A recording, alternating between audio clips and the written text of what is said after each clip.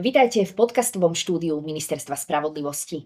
Od 1. júla má na bezplatnú právnu pomoc nárok viac ľudí. No a koho sa všetka táto pomoc bude týkať, ako o ňu požiadať a ako to celé funguje v praxi, nám už povie riaditeľka Centra právnej pomoci Anna Peťovská. Vítajte u nás v štúdiu. Ďakujem. Pani riaditeľka, ako som už spomínala, od 1. júla sa teda zvyšujú príjmové hranice. Koho sa to najviac dotkne a kto na právnu pomoc reálne získa nárok, hoci ju doteraz nemal? Áno, 1. júl je alebo bol výnimočným, až dokonca by som povedala hraničným v živote Centra právnej pomoci, pretože takmer na mesiac po 20 rokoch sa zvýšila hranica materiálnej núdze, čo je základná alebo z môjho pohľadu najpodstatnejšia podmienka pre priznanie nároku na právnu pomoc. Ako konkrétne? Do 30. júna 2025 bola hranica materiálnej núdze do výšky 1,4-násobku sumy životného minima pri úplnej bezplatnej právnej pomoci. Pri právnej pomoci s finančnou účasťou bola maximálna horná hranica do príjem započítateľný do 1,6-násobku sumy životného minima. Novela nám priniesla zmenu v tom a priaznivejšiu pre žiadateľov, že sa zvýšila hranica materiálnej núdze pri úplnej bezplatnej právnej pomoci na 1,8-násobok, teda do 1,8-násobku vo finančnom vyjadrení do 511,43 eur je splnená podmienka materiálnej núdze tak, ako ju vyžaduje náš zákon. V prípade právnej pomoci s finančnou účasťou sa táto hranica posunula z 1,6 na 2,1 násobok sumy životného minima, čo predstavuje sumu 596,68 eur. Tak sa pýtate, kto nám bezplatnú právnu pomoc reálne po 1. júli získa nárok, hoci ju predtým nemal, tak z môjho pohľadu je odpoveď veľmi jasná, pretože z tých zvýšených hraníc vidíme, že sa nám do skupiny s bezplatnou právnou pomocou presunú tí žiadatelia, ktorým buď bola priznaná právna pomoc s finančnou účasťou, čo ak príklad môžem povedať, tak za minulý rok evidujeme takýchto prípadov 445, alebo takí, ktorí sa ocitli v rozpätí medzi 1,6 do 2,1 násobok. My v tejto chvíli nevieme presne povedať tú sumu vzťahujúcu sa na rozpätie alebo počet klientov, pretože zmenila sa zároveň aj 1. júlom suma životného minima. Pani riaditeľka, postačuje ale teda táto podmienka, ktorú ste spomínali, aby klient získal právnu pomoc prostredníctvom vašej inštitúcie, alebo možno musí spĺňať prípadne ďalšie podmienky? Ak áno, tak aké to sú?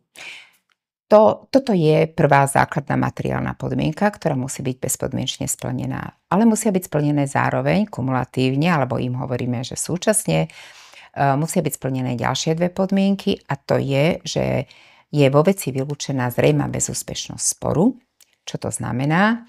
Ak napríklad sa na centrum obratí klient, ktorý chce podať žalobu na vrátenie požičaných peňazí, teda na vrátenie peňažného plnenia, a zisťujeme v rámci skúmania podmienok, či je zachovaná ešte lehota na podanie žaloby, hmotnoprávna lehota v zmysle občianskeho zákonníka. Ak márne táto lehota uplynula, už tu je zrejme nie je možné vylúčiť neúspech v súdnom konaní a v takýchto prípadoch centrum nepriznáva právnu pomoc.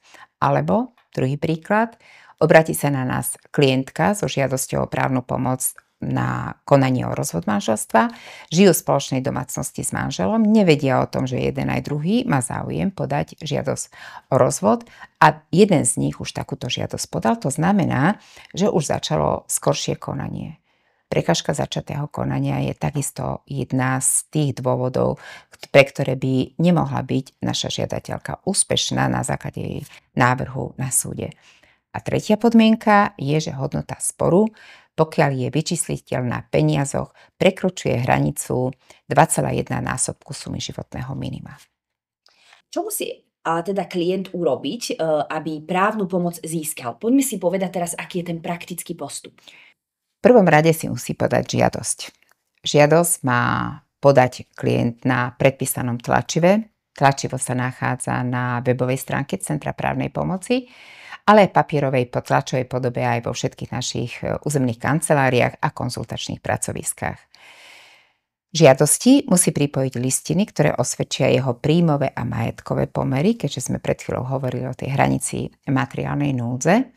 A okrem toho musia byť pripojené aj listiny, ktoré sa vzťahujú na právnu stránku veci. Príklad, aby vedeli, o čom ľudia hovorím. Príjmové, čo nám preukazuje príjem žiadateľa. Potvrdenie o príjme od zamestnávateľa, keď je podnikateľom, tak je to daňové priznanie. Ak je poberateľ dávky alebo príspevku v hmotnej núdzi, je to potvrdenie o ich poberaní. Pokiaľ je nezamestnaný evidovaný na úrade práce, je to potvrdenie o evidencii v nezamestnanosti a podobne. K majetku nehnuteľného charakteru, vlastníctvo nehnuteľnosti nám preukazujú listy vlastníctva, osvedčenie o dedičstve, kúpne zmluvy, darovacie zmluvy a podobne, pokiaľ ešte nebolo vykonané vkladové konanie. Toto sú základné podmienky k príjmovým a majetkovým pomerom. A pokiaľ ide o právnu stránku veci, tak to sú vždy závislé, oni sa rôznia, tie listiny, a vždy sú závislé od povahy konania. Príklad, rozvod manželstva, tak čo je rozhodujúce? Prvá listina, ktorá musí byť pripojená k žiadosti, je ten sobašný list, ktorý nám osvedčí, že manželstvo bolo platne uzavreté. To je prvá listina a potom pokiaľ z manželstva pochádzajú maloleté deti, my stále sme v režime, že máme spojené zo zákona konanie o rozvod manželstva z UPP, tak musia byť pripojené aj rodné listy maloletých detí napríklad. Druhá vec, čo ešte musí urobiť, je, že pri konaní o odĺžení po novom musí zaplatiť správny poplatok vo výške 50 €. Je to novinka, ktorú priniesla novela od 1. júla. A tento správny poplatok je splatný s podaním žiadosti. Takže zároveň so žiadosťou aj správny poplatok. Ja ešte pri tých príkladoch zostanem, pani riaditeľka, pretože vy ste tam spomínali práve ten rozvod manželstva. Môžete na nejakom príklade uviesť, ako sa teda ten nový koeficient materiálnej núdze premietne práve priaznivejšie na to rozhodnutie o nároku žiadateľa? Mohla by som to anonymne demonštrovať na príklade našej žiadateľky, ktorej nebol priznaný právny nárok v prípade rozvodu manželstva. Jednalo sa o rozvod bez maloletých detí. Žila v spoločnej domácnosti s manželom, avšak ten je v opačnom postavení v konaní pred súdom, takže jeho príjem sa nezapočítava v tomto prípade. A započítateľný príjem žiadateľky bol vo výške 573 €. Keďže do 30. júna 2025 pre úplnú bezplatnú právnu pomoc bola hranica 1,4 násobok sumy životného minima, vo vyjadrení v eurách to bolo 383,58 €, to nám žiadateľka prekročila. Prekročila nám žiaľ aj právnu pomoc s jej finančnou účasťou, kde bola hranica 438,38 €. Takže v tomto prípade žiadateľke nemohla byť priznaná právna pomoc ani jednej forme. Priaznivo sa však na situáciu žiadateľky premietla, alebo v prípade novej žiadosti, ak by si ju podala, premietne novela zákona od 1. júla, pretože zmena násobku sumy životného minima v číselnom vyjadrení 511,43 € pri úplnej bezplatnej právnej pomoci tu síce nesplní, avšak žiadateľke v prípade podania novej žiadosti vznikol by pri splnení ďalších dvoch podmienok, o ktorých som hovorila, vznikol by nárok na právnu pomoc s jej finančnou účasťou, pretože je v limite do 596,68 €. Hej, pri príjme 573, ktorý má.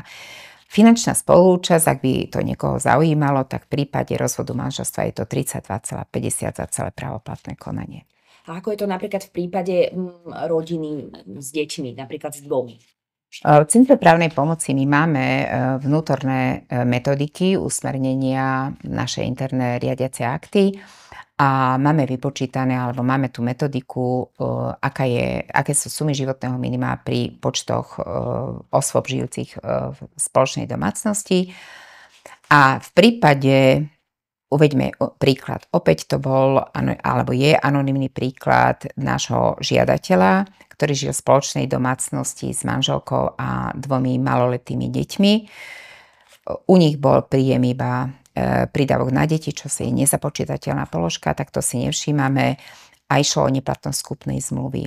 Príjem započítateľný žiadateľa a jeho manželky spolu posudzovanej osoby bol celkom 1523 eur. Podľa novely, alebo tak najprv povieme stav do 30. júna. Do 30. júna v znení platnom zákona nebolo možné priznať žiadateľovi právnu pomoc ani úplne bezplatnú, ani s finančnou účasťou, pretože prekročil aj hranicu so spolúčasťou 1144,56 eur.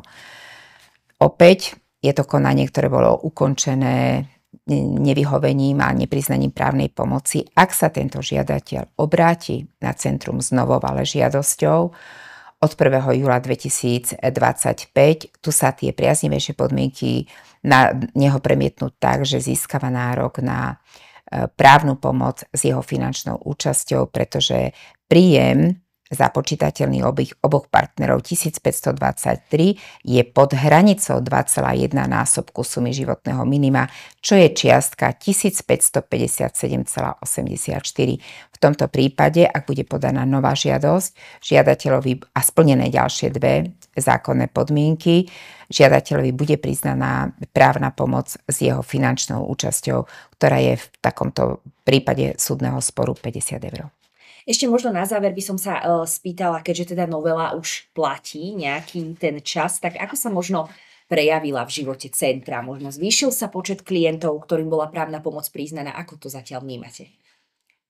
Je obdobie leta, tak by som to začala. A vždycky tie prázdninové mesiace sú také, že je nižší počet žiadateľov, alebo aj vôbec dopytov, aj ľudí, alebo klientov, ktorí prichádzajú so žiadosťami. Čo ale je treba zdôrazniť, lehota na vydanie rozhodnutia o žiadosti a o nároku na právnu pomoc je 30 dní zo zákona. Dnes je 16. júla, takže my vlastne rozhodujeme ešte o žiadostiach, ktoré boli podané za starého znenia zákona do 30. júna. Zo zákona, vzhľadom na prechodné ustanovenia zákona nášho, sa staré veci alebo veci napadnuté alebo došle do centra do 30. júna musia posudzovať podľa stavu nepriaznivejšieho, a to znamená do 30.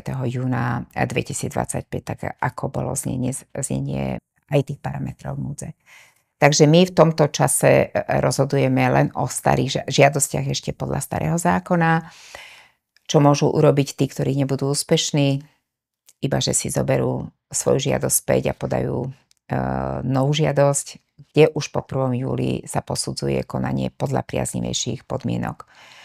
Takže my v tejto chvíli ani nevieme presne povedať, či bude veľmi alebo extrémnejšie navýšený počet žiadateľov, to ukáže skôr mesiac september. V každom prípade centrum žije prvotnými takými aplikačnými aj možno problémami, ktoré vyvstávajú, ale máme vytvorené naše interné predpisy a tie aplikačné otázky, ktoré mi vznášajú alebo nám vznášajú právnici z centra, to sa snažíme zodpovedať a vyriešiť to, čo nemajú z ich pohľadu úplne jasné. Ďakujeme pekne za rozhovor a budem sa tešiť na ďalšie stretnutie. Ďakujem aj ja.